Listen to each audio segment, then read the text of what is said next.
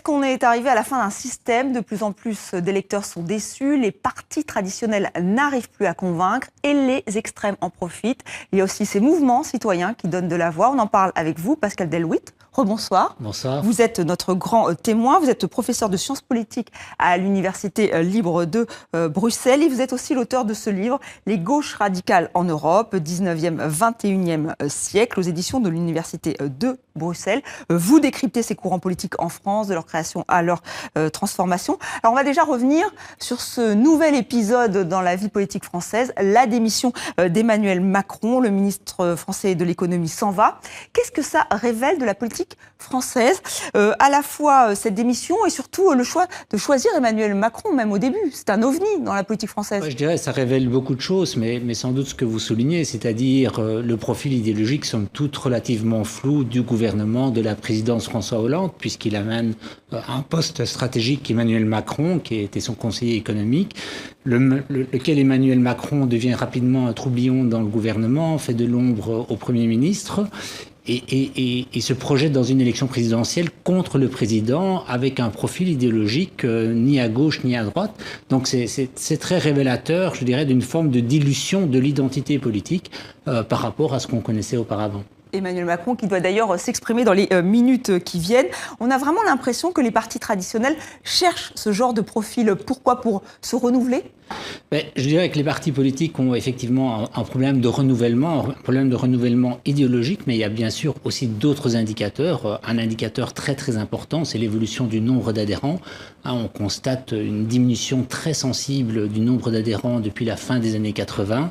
Et donc il y a des tentatives de renouvellement idéologique, des tentatives de renouvellement organisationnel et procédural.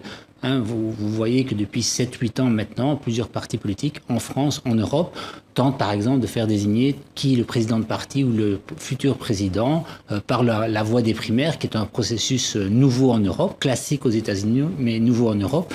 C'est à la fois une tentative d'adaptation, mais aussi une illustration d'une forme d'épuisement du modèle organisationnel partisan qui avait cours jusqu'alors. Alors comment vous l'expliquez, cet épuisement ? Je pense qu'il s'explique par des mutations sociologiques très profondes et en particulier une grande mutation, c'est ce qu'on pourrait appeler la fin des communautés. Les partis étaient jusqu'aux années 70 des partis dits de communauté, la communauté catholique, la communauté ouvrière, la communauté paysanne. On le voit, ces communautés, depuis une quarantaine d'années, se sont, je dirais, littéralement diluées. Et aujourd'hui, les choses sont bien plus diversifiées socialement et les partis politiques sont beaucoup moins qu'auparavant des partis de communauté. On les appelle plutôt... Ils n'ont pas réussi à s'adapter. Ils ont une difficulté d'adaptation. Par ailleurs, je dirais, les défis auxquels ils sont confrontés se sont aussi élargis. Si on est schématique, auparavant, c'était principalement des défis d'ordre philosophique, le débat philosophique en France ou en Europe, et bien sûr socio-économique. Aujourd'hui, vous avez beaucoup de défis culturels, vous avez beaucoup de défis nouveaux, comme le défi environnemental, qui est un défi crucial, sans doute le plus important. Et donc, les partis sont confrontés à répondre à cela, et par ailleurs, ils sont surtout confrontés à une mutation très profonde qui est le dépassement dans les politiques publiques du cadre national. Les partis politiques sont surtout des institutions nationales. La vie politique était surtout nationale.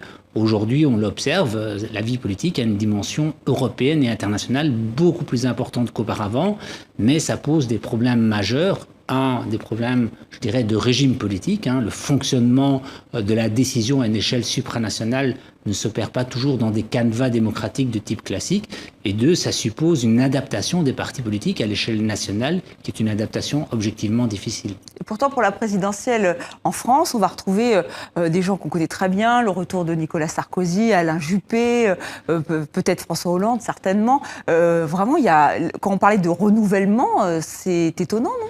C'est vrai, mais là, vous avez un prisme qui est un peu particulier, qui est le prisme français, où finalement, à l'élection présidentielle, c'est dual, c'est binaire, c'est-à-dire qu'au deuxième tour, on doit choisir entre deux possibilités. Mais si d'aventure, et on verra bien, les sondages le donnent comme tel pour l'instant, mais ce ne sont jamais que des sondages, Marine Le Pen est présente, ce serait déjà un événement très saisissant d'un changement. Certes, Jean-Marie Le Pen était également présent en 2002 au deuxième tour, mais n'a pas dépassé le plafond de verre des 20%. Ici, on annonce des choses très très différentes. Et si on élargit le spectre et qu'on regarde en Europe du centre, en Europe du Nord, en Europe latine et en Europe centre-orientale, on voit que, je dirais, les grands acteurs traditionnels de centre droit ou de centre gauche sont aujourd'hui très fortement bousculés, tantôt par des partis de la droite radicale, tantôt par des partis de la gauche radicale. Et parmi les changements en Europe notamment, effectivement, on a vu à gauche, l'extrême gauche, Syriza en Grèce. Est-ce que c'est vraiment Syriza qui incarne ce renouveau, de la gauche radicale notamment, mais aussi d'un nouveau parti? Oui, il y a plusieurs acteurs emblématiques du renouveau de la gauche radicale. Syriza